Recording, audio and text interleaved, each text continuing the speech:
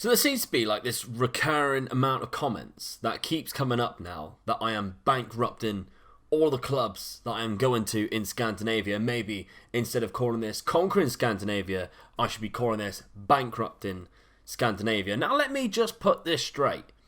I've been at 3 clubs so far. 3 clubs who had no hopes of winning their respected leagues. And I've won 3 league titles. Ailsons, Stjarnan, and Rops. None of them expected to win the league. And I won all the leagues. So yes, maybe I have put them in bad financial status. But each time I've left them in Europe. That's money.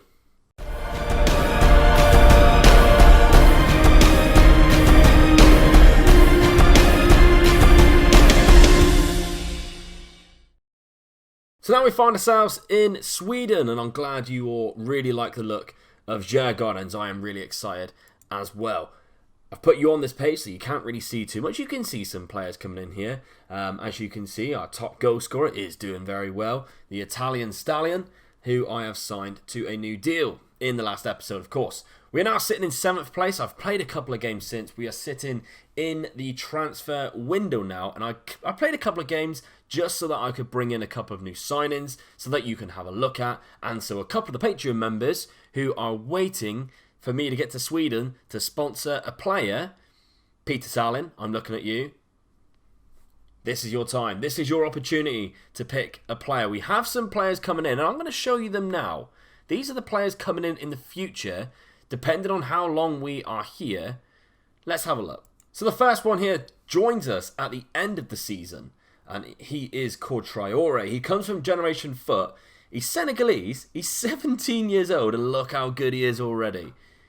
He is insane, and we are getting him for a bargain price of 250k. I think that is incredible. I will go over a problem that we have occurred so far, and the reason why Djurgårdens are struggling so much in the league, and the reason why you're going to see a reoccurring trend happening during the transfers that have already come in. But we'll get to that in a sec. The next signing that I have made, who is on our way, and as you can see, these are all from Africa.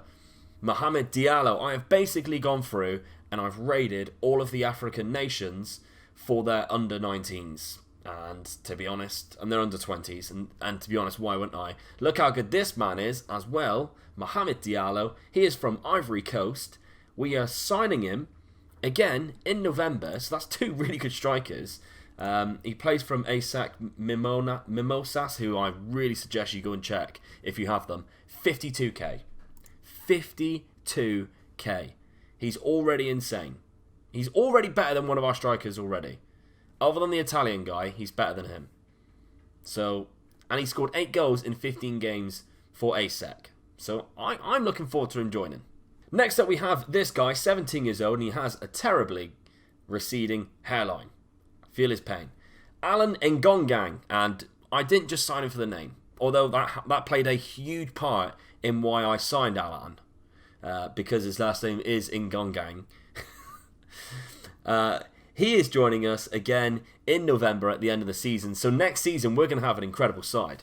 Because he also looks really good as a centre back or a right back. Good physicals already. The mentals are there. And the fundamentals, as I always say, for a defender is also there too. I think he's better suited to a centre back. He's 5'10" though, which does worry me because his jump reach is 7. But I could not turn down the possibility of this man, but being only 17, come from Cotton Sport and we're signing for 12k. Our transfer budget was 4 million. 12k. Why would I not sign this man? Why would I not? It makes no sense. He's from Cameroon. That is where Cotton Sport is from. But we have one more guy, and it was a free transfer. I don't think he signs for us for such a long time. 2027. So over 2 seasons. I probably won't even be around then. But it's a free transfer. If I've won the league at this point, then here you go. Here's my present to you. But Kevin Blanco from Costa Rica, in 2 years' time, will be a Djurgårdens player. So all I've really done is stunted this guy's growth. I wonder if I can I can't allow oh yes. See, He's at our club now. Maybe I can... Oh, this is fantastic. Alright, right live now, and I've made this perfect for us, because we can now use him. He's 15. He hasn't got a club. He's 15. We can build him. He's already really good, to be fair. He is really good. At 15 years old. I like him. Kevin Blanco. So to cut up the transfers, I'm going to show you the reason why Djurgårdens were struggling this season. If we have a look at the schedule, let's go to where they are like losing games. So let's go to this game. Goldberg, quite a good team in the league, IFK. And we got battered. If we have a look, I can't scroll down here because they only have one substitute. The reason why they only have one substitute is simply because of the amount of Swedish players, the amount of homegrown players that they have. This is including 3 players that I've actually signed. So originally, they had hardly anyone. They had like 5 Swedish players. And to fill a squad, you have to have 9. I'm still struggling now. I've had to sign 3 or 4 Swedish players or homegrown players just to fit the bill. So if you have a look, that was that game there. Let's have a look at this one. Again, 1 substitute and it's a goalkeeper. They're basically playing with hardly any players. They actually substituted the goalkeeper in that game. Somehow the goalkeeper got injured, which is the first time I've ever seen that on FM. So that is the reason why they're losing all the games. Hopefully that changes. As you can see, spoiler alert, these are the results that we've had off camera so far. So we beat Sirius 1-0. Vergani with a penalty. And then Vergani scored a brace.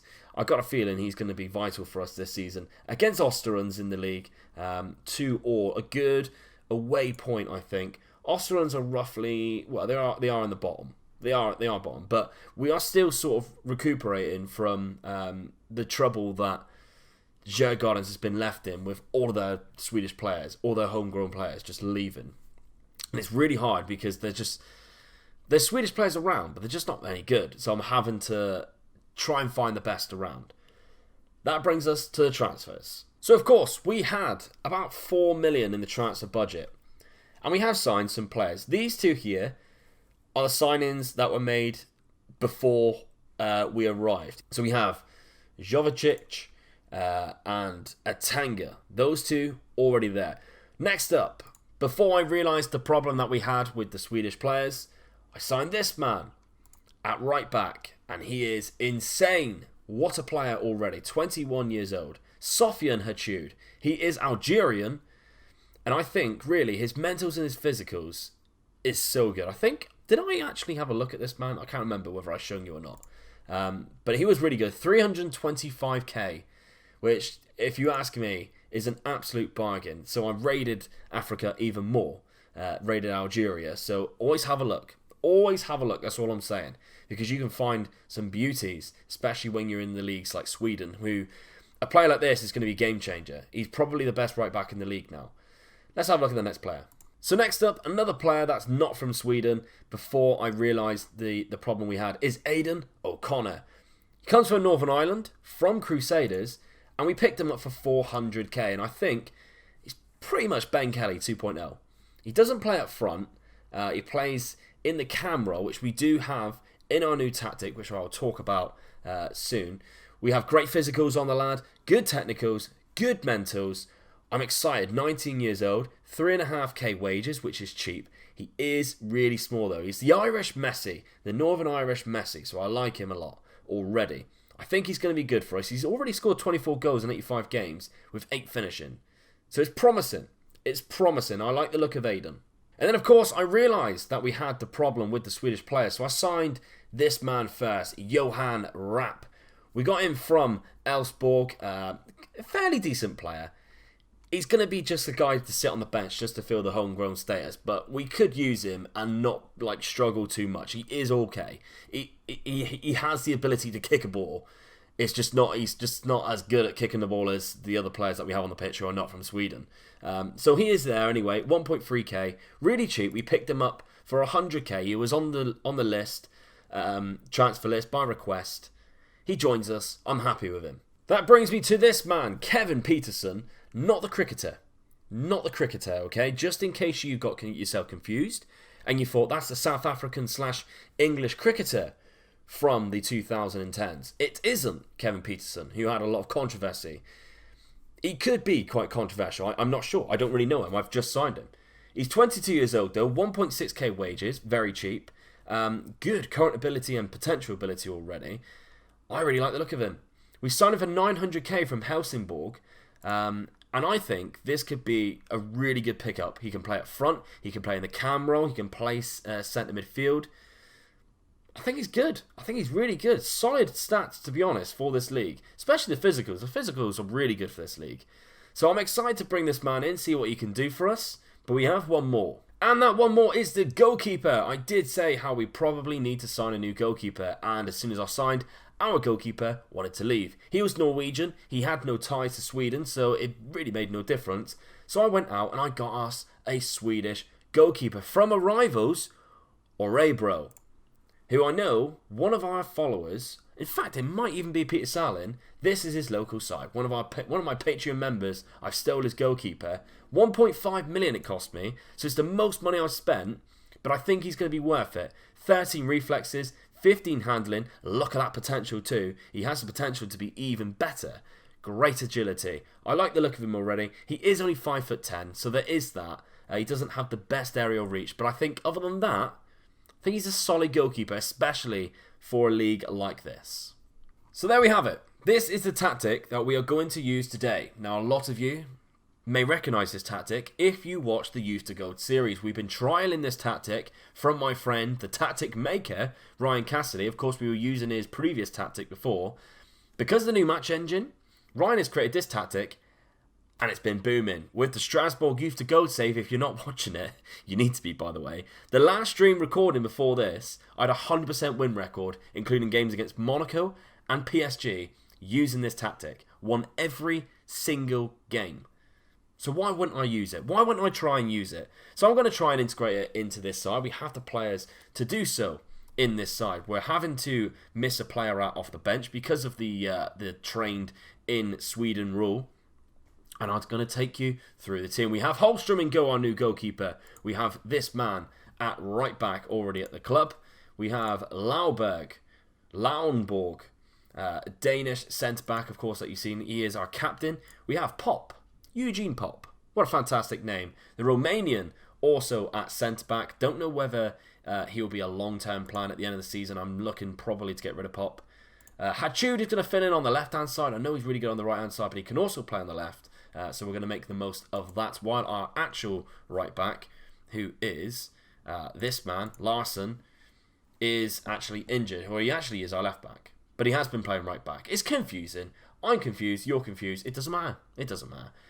In the deep line playmaker role, we have Johan Hove, Norwegian. So I like him already. One of our best players, to be honest, is Johan. And he can play in that role really well. We have the German, Marcel Bruns. Fantastic moustache. He makes me want to salute him every time I see him. Not the bad salute. Not the... Don't ever think the N-word. I'm doing that. I'm not. Marcel Bruns, 18, great potential. He is filling in on that right-hand side. On the left, we have Heidegger, Leif Heidegger. He is Danish too. A lot of Danes in the side. A lot of Danes. Maybe in the at the end of the season. I keep saying the summer transfer window. It's not really, is it? It's actually the winter transfer window. It's just that they close for winter, I suppose, because it gets really bad weather. So that's Sweden. And that's Scandinavia, to be honest. We've been doing this the whole time. But I keep going to say summer transfer window. It's not. It's not. But anyway, maybe in the winter transfer window, players like this I can look to offload and replace them with Swedish replacements just to make it a little bit more easier for me. But he is, anyway, on the left-hand side. We're going to play O'Connor in the cam role, and Peterson, Kevin Peterson, the cricketer Peterson, is going to play up top alongside our Italian stallion, Edoardo Vergani.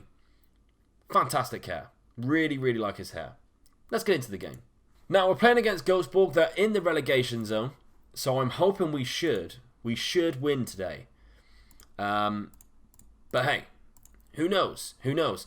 A win for us would put us in good stead. Although we would be a game in hand, It's what counts. A throw-in early on in the game is picked up by their keeper, Frodig. Fantastic name. Looking forward to pronouncing these Swedish names already. I like it when you take the piss out of me because I can't pronounce the names of your country. And Sweden, I think I have quite a big following from the Conquest Scandinavia save already from Sweden. And a lot of you are really excited for me to get to Sweden because of the names. Bruns is now in. Hits it at Frodig. Hits it at Frodig. Another throw in. 37 minutes gone. Oh, it's been headed in. Heidegger has put it in. Leif Heidegger on the left-hand side. The Danishman. So good with my memory. Has put it in, and we dropped to 8th. I don't think they've calculated it correctly yet. That's a cracking header. That's such a good header. What a long throw as well. That actually puts us up to 4th. So it puts us in the European places of obviously a game in hand above everyone else. O'Connor, pop. It's 2-0. It's 2-0. We're rocking and rolling in the first half. It's took us a little while, but Eugene pops it in. Oh, that joke's going to get really old really quick. Maybe we need to offload him sooner than I thought. But he does. He puts it in. Anyway, that's his first of the season. Aidan O'Connor with the assist. We go in at half-time looking really good. So I'm happy. I'm really happy so far. Oh, I haven't told you this yet. I haven't told you this. Look who I got as an assistant manager. Oh, yes. Gary Cahill. Yeah, I forgot. I was meant to tell you.